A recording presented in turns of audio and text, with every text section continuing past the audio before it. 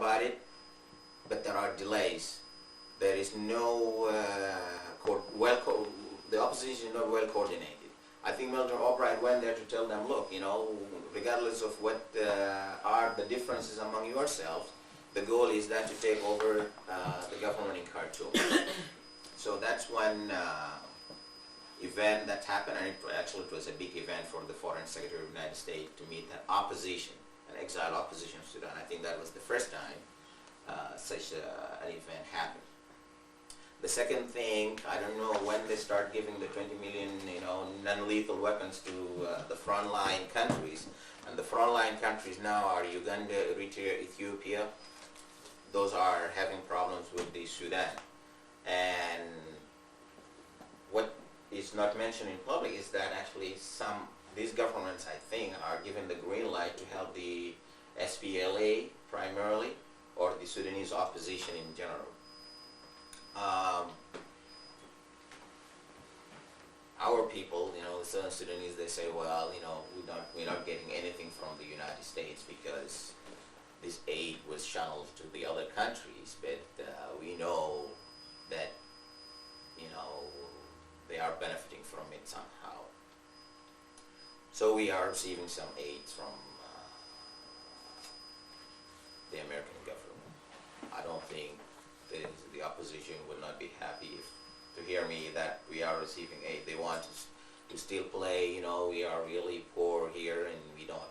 But my purpose for saying that is that, we have a goal. We cannot just fight forever. We have to accomplish some goals also. My goal and I think I'm right, the goal of the most Southern Sudanese people is not actually to take over the north and start to reverse, the historical injustices, so that now we become the masters, over the Arabs or the Muslims and things like that. Although there are sentiments, in our community, people say, if we get power, if the United States is going to help us, let's drive all the way up to Egypt, That's not, that is not going to happen. So some of us are saying, look, let's just get what we can handle, and let the rest, if they want to become Arabs, they want to become Muslims, that's not our concern right now. So these are the problems. That's in terms of exactly as far as the Sudanese opposition with the American government is concerned. As far as the war is concerned, for the last 2 years, actually SPLA has been doing very well, and that tells you, before they were saying we don't have supplies, all of a sudden now they are, they even complain when you ask them why you're not capturing more towns. They say, oh, El Nino is ruining the roads, that means they have trucks and they can now mobilize rather than, having a guerrilla walk. And I'm saying, but the rain season was the best season for us, when people would walk, and the government, because they have trucks and they're using armory, they would be bogged down. So this gives a signal that things are developing, but they are developing in a way that now there are a lot of other interests actually involved in the civil war in Sudan. That does not say that it's bad. I think it's good. My interest, personally, I say, okay, while we can, let's keep maximizing our interest, because we know these people are not just coming in here to help us for nothing, and we tend to slow down. There is, we capture, I say we, I think. Let's get him out there. The SPLA has captured several towns, and it's actually the region of Bahr Ghazal, where actually the issue of slavery is very prevalent, is almost now under the SPLA. So I think from now and then, the accidents of militia raiding this territory and capturing as many children as they used to do before would be less and less. So that's a development. This development happened now because the Sudanese government had what they call the Khartoum Agreement. What they did was they brought those who were defected from the mainstream of the SPLA, and they had the agreement. Basically, they told them, look, come, self-determination, because the IGAD, which was, IGAD is the East African Regional Advisory formed by the OAU to actually look into the Horn of Africa issues, and they are now the one mediating peace between the Sudan government and the SPLA. Those peace they keep breaking down for over two issues: the separation of state from separation of religion from state, and the issue of self-determination. Self-determination is that the South, or the African SPLA called the New Sudan, because all the Africans who are marginalized will have to go and vote referendum on three issues: separation, complete separation from the North, a co-federation where the South would be autonomously running itself, but also would be under one Sudan, or total integration with the central government, with the religion being separated from the state. The Sudanese government is saying no, we object these two things. We will not bash from that. The Southern Sudanese say, okay, if we are not going to agree on those two issues, we don't have any peace. It's been going on now for 2 months. So this government went and agreed with the defectors of the SPLA and told them, this is the agreement. Let's first fight the SPLA, because the agreement, it says there are subjects there. When there is total peace and development, the Southern Sudan will go for a referendum to decide whether they want to be independent or not. Well, total peace and development from whom? It means from the SPLA. But the most interesting thing is that those people who went now to Khartoum, they have already disagreed, because the National Assembly had a new constitution, and they were talking, how about letting the South, let's implement the Khartoum Agreement. And last week they said the Assembly actually turned down that issue. So that even the Sudan Peace Agreement is not longer going to be implemented by the national government in Khartoum. So I think there will be more defections back to the SPLA in the coming months. That would be my bet. I'm talking quickly because the issue of slavery is encompassing. In Sudan, slavery is used actually to sort of fight the war against the SPLA. And it's like looting. You just go and you capture children, and you rape and sleep with the young girls that you like, and you pass them along, and the kids, they go to farms, and if the relatives come and you say, okay, I have brought these people, I took care of them, you pay me something, I'll release them, because they know next week they will go again and recapture them back. So it's both ways, it's for them, it's amusing, we have the power to go and capture, and we could make money out of it. And if the women become pregnant now, then the babies of these rapes are automatically become Muslims, and therefore they become Arabs, and they are more dignifiedly treated than their mothers. These are the things that are happening when we talk about slavery in Sudan. There was always discrimination in Sudan, even at peacetime. The Southern Sudanese are Africans. They don't speak Arabic very well. In fact, they are resistant to speak Arabic. But the establishment is Arabic, Islamic oriented. So you have to be well spoken in Arabic to really get a good job. The aspect of religion now is involved in this, because the Islamists, they have the Sharia law as the constitution of the country, where if you are not a Muslim, you cannot be the boss, you cannot be the president of the Sudan. So you are saying here, I'm talking, unless this government goes, I don't think you will see me shaking hands with you later when you take over from 70. How do I want to just touch on the issues. This is just about what's happening in Sudan between last year and now. The issue of Farrakhan, I think Tandy and I, we have the same dilemma. Farrakhan is going to Sudan and he says, oh, I didn't see slavery. But I think Farrakhan has made a tactical decision to say, look, the Southern Sudanese, the Mauritanian, are not, I can sacrifice them for my goals that I want to accomplish vis-a-vis fighting the American establishment, the American government. And if you go now, if he and I go to him, he will admit to us, he said, yeah, I know there are some problems, you know, but this is, and I talk to these governments about it, you know, but when he goes to public, he will hear something else, you know. That tells me he has made that conscious decision that, look, this is not, they are not worth my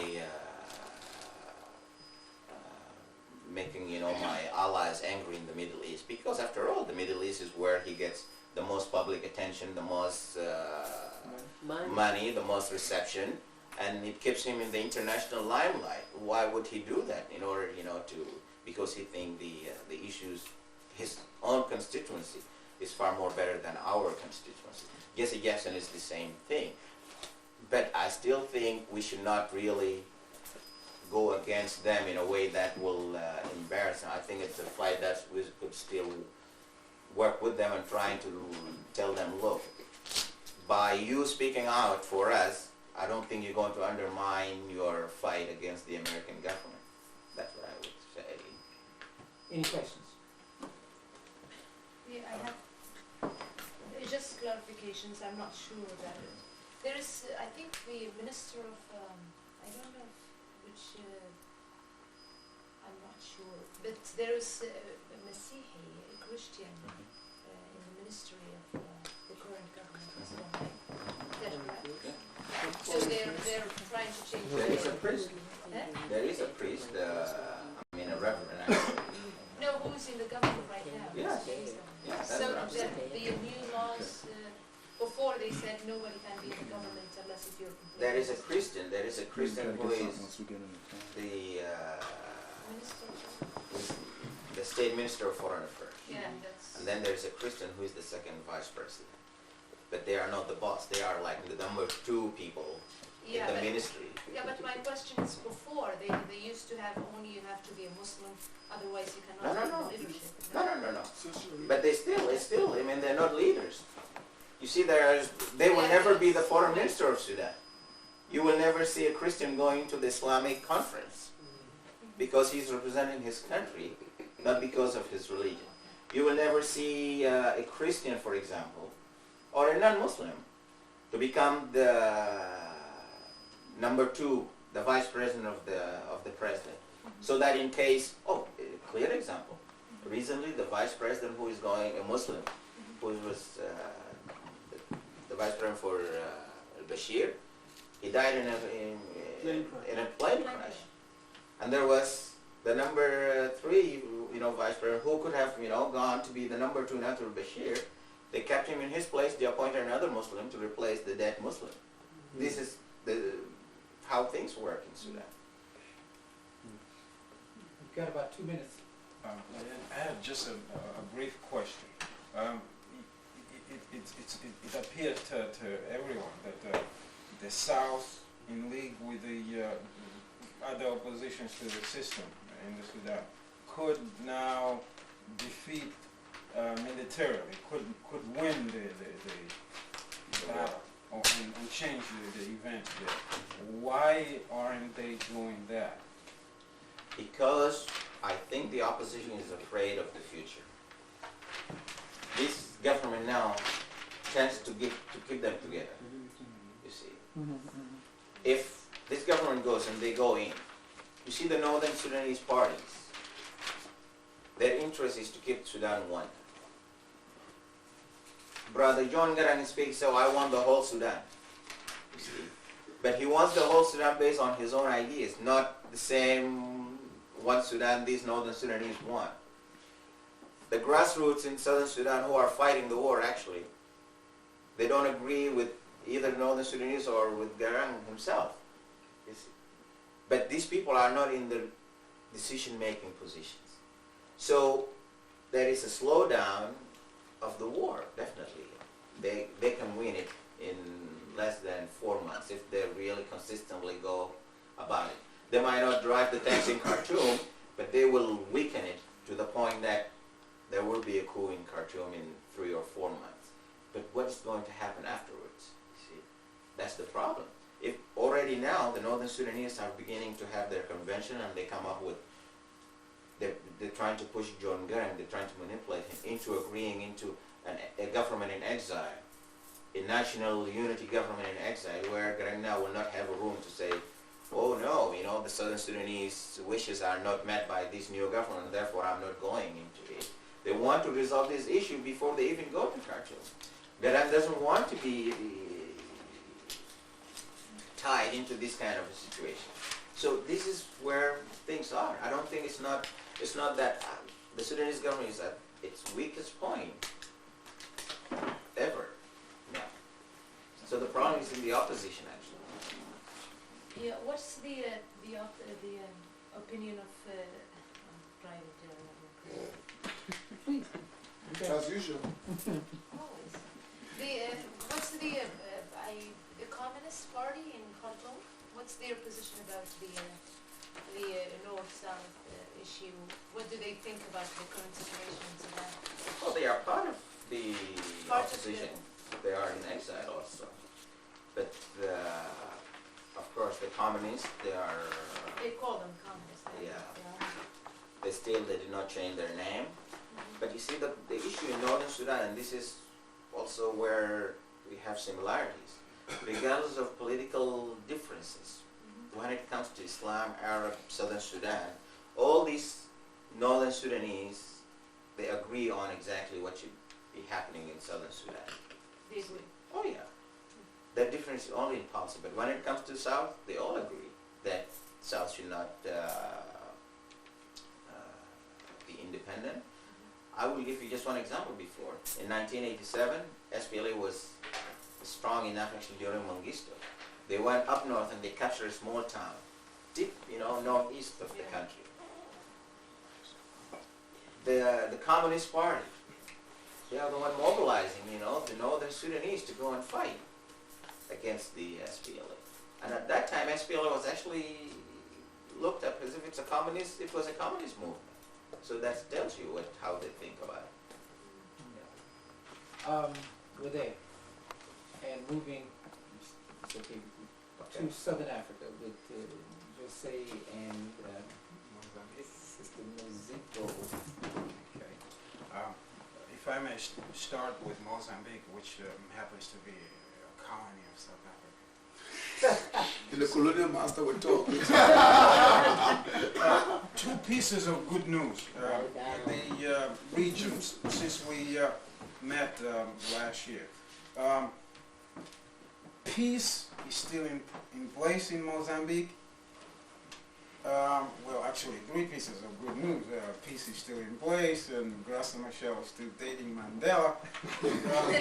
And the third piece of good news is really interesting in that there's an added, an enhanced effort at regional integration, and there is a meeting as we speak in Southern Africa designed to improve the Southern African regional work, if I should say. It's part of SADC, the Southern African Development Community. It's being now revamped and reworked, and I think that will probably in the future be a very good vehicle for local development, local trading market markets in Southern Africa. The rest, I'm sad to say that the rest will be bad news. For example, Mozambique is still is really poorer today than it was when we gathered here last year. The debt burden is still killing our people. We are still owing the world $5 billion or more. Actually, $7 billion if you count with what we owe the Eastern Bloc countries. And the debt burden has tended to ruin our economy, because what the system does is to encourage the sector that helps the export world. The effort is designed to pay the debt, of course. we are in the process neglecting the agricultural sector. The structural adjustment programs are being taken, guarded jealously in Mozambique and being implemented to the letter, meaning that our people are really going hungry and dying in the process. Cholera still visits Mozambique. Now what used to be universal for everyone, healthcare, education for your children, access to clinics and such is gone now. You have to pay for everything. And remember that no one has any money in Mozambique. If you add the struggle for the liberation of Mozambique, plus the war of destabilization, you got some 20-some years of nothing but violence in my country. Therefore, no infrastructure as a result of the economic condition right now. The second problem that I'll probably mention as I go on this tour is the land question currently. Our land tenure is a disaster. We are now leasing our country to whoever has the money to pay for it. And who has tended to have the money to pay for, to buy our land has been white South Africans, colonialists who had fled the country, who are now returning. There are beaches, sand beaches in Mozambique that are now private. You cannot walk in there. We used to play there and swim and, you know, and Climb the coconut tree. yeah, now you cannot. An African will come and arrest you, beat you up if you do now. There has been, as a result of this external constraint, as a result of this foreign intervention in Mozambique, a measurable loss of sovereignty in Mozambique, meaning that really Mozambique is not a serious political entity. It's now it's being governed by proxy, not by us. The transfer of power that occurred in 1975 has now been hijacked. There are other forces now governing Mozambique who are not us. They are leaving our leaders in place as a gesture, a token gesture, in my opinion. The IMF of the world and NGOs with a lot of money are now wielding more power than ministries, throwing orders, doing whatever they want there, having private compounds. I was shocked going to my hometown, wanting to go to what used to be the area near the beach, wanting to go to a Chinese restaurant that was really very good when I was little. Now you can't enter there. You need to have, you either have to belong to a Scandinavian group, that NGO that works, I'm not sure, I could be wrong now. To enter there, you need an ID, a permission. Your family has to either work with them or you have to be very important to enter there. So then, loss of sovereignty, absence of leadership. Our leaders are just sitting there and coughing up what they are hearing from their bosses outside of the country, in my opinion. Then you have the problem of reconstruction. Mozambique has not reconstructed anything since 1975. Absolutely nothing. All we tried to reconstruct, like the 1,500 schools and clinics that we had built from our own sweat without any aid from anywhere, was destroyed during the war for the